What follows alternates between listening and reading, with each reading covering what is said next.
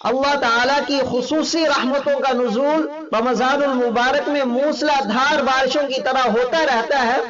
وہ مواقع جو خاص رحمتوں والے ہیں ان میں سے ایک وقت تہجد کا بھی ہے۔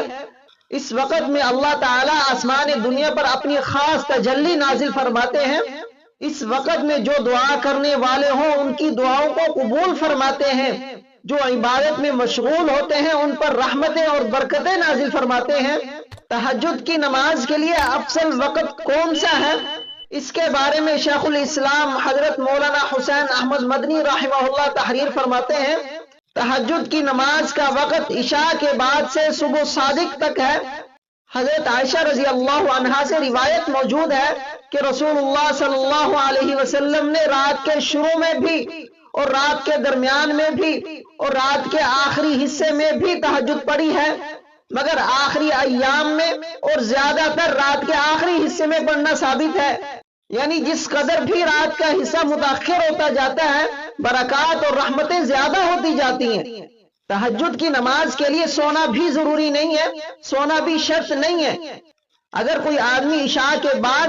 کسی وقت بھی تہجد پڑھنا چاہے تو پڑھ سکتا ہے، اللہ تعالیٰ اس کو تہجد کی فضیلت عطا فرما دیں گے۔ لیکن رسول اللہ صلی اللہ علیہ وسلم اور صحابہ رضی اللہ عنہم کا یہی عمل رہا ہے کہ رات کے آخری حصے میں بیدار ہو کر نماز تہجد پڑھتے تھے۔ یعنی تہجد پڑھنے کی افضل صورت یہی ہے کہ رات کے شروع میں سو جائے، پھر رات کے آخری حصے میں اٹھ کر تہجد کی نماز پڑھی جائے، یہ افضل صورت ہے۔ اگر کسی شخص کے لیے رات کے آخری حصے میں اٹھنا مشکل ہے تو وہ رات کے شروع میں عشاء کی نماز پڑھنے کے بعد تہجد کے نفل پڑھ سکتا ہے۔ اللہ تعالیٰ اس پر بھی تہجد پڑھنے کا ثواب عطا فرمائیں گے، تہجد پڑھنے کی فضیلت عطا فرمائیں گے۔ نبی اکرم صلی اللہ علیہ وسلم خود بھی تہجد کی نماز کا مستقل اہتمام فرماتے تھے اور اپنی امت کو بھی اس کی ترغیب دیتے تھے۔ اللہ تعالیٰ کی طرف سے رسول اللہ صلی اللہ علیہ وسلم کو یہ حکم دیا گیا کہ وہ آدھی رات یا اس سے کچھ زیادہ یا اس سے کچھ کم تہجد میں گزاریں، اور علماء نے اس بات کی وضاحت فرمائی ہے کہ تہجد کی نماز رسول اللہ صلی اللہ علیہ وسلم کے حق میں نفل نہیں تھی بلکہ فرض تھی۔ اللہ تعالیٰ قرآن مجید میں فرماتے ہیں، یا ایھا المزمل قم اللیل الا قلیلا نصفہ او انقص منہ قلیلا، اے کپڑے میں لپٹنے والے نبی جی، رات کے وقت نماز میں کھڑے ہو جاؤ، آدھی رات یا اس سے کچھ زیادہ یا اس سے کچھ کم۔ تو اس سے معلوم ہوا کہ رسول اللہ صلی اللہ علیہ وسلم کے حق میں تہجد کی نماز نفل نہیں تھی بلکہ فرض تھی۔ رسول اللہ صلی اللہ علیہ وسلم نے ارشاد فرمایا کہ جنت کے کچھ کمرے ایسے بھی ہیں جن کا بیرونی حصہ اندر سے نظر آتا ہے اور اندرونی حصہ باہر سے نظر آتا ہے۔ تو ایک اعرابی نے عرض کیا، اے اللہ کے رسول، یہ کمرے کن کے ہیں؟ آپ صلی اللہ علیہ وسلم نے فرمایا، جو اچھی بات کہے گا، کھانا کھلائے گا، روزوں کا اہتمام کرے گا اور رات کی نماز پڑھے گا اگرچہ لوگ سو رہے ہوں۔ یعنی جو آدمی یہ چار کام کرے گا کہ لوگوں کو اچھی باتیں بتائے، لوگوں کو کھانا کھلائے،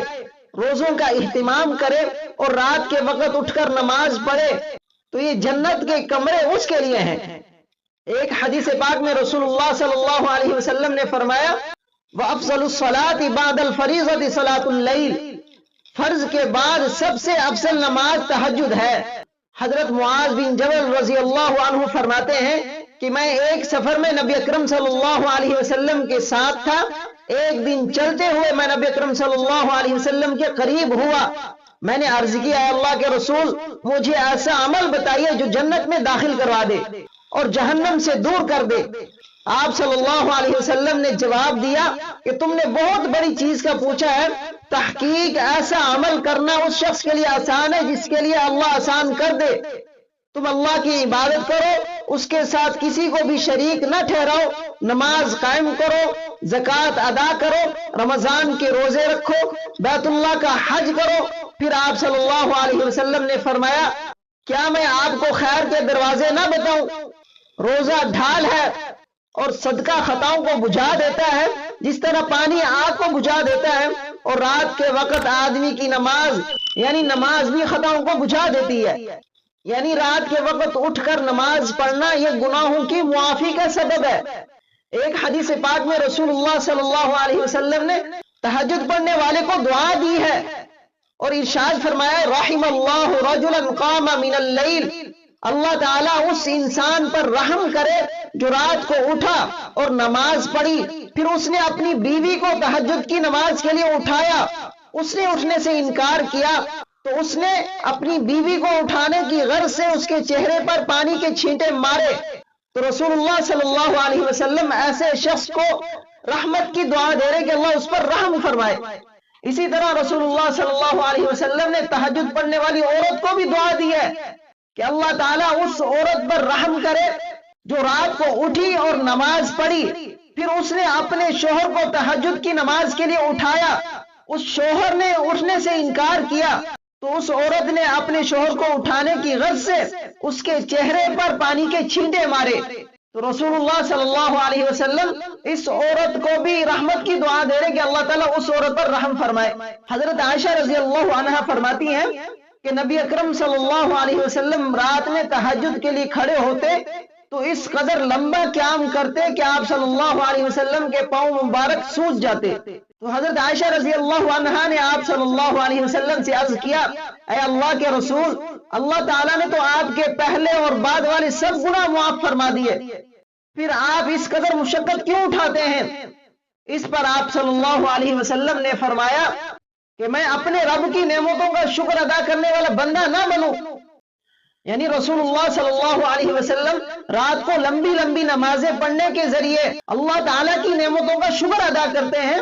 اور اپنے عمل کے ذریعے اپنی امت کو تعلیم دے رہے ہیں کہ اللہ تعالیٰ کی نعمتوں کا شکر ادا کرنے کا سب سے بہترین طریقہ تہجد کی نماز ہے۔ اگر ہم اللہ تعالیٰ کی نعمتوں کا شکر ادا کرنا چاہتے ہیں تو راتوں کو اٹھ کر تہجد کی نماز ادا کریں۔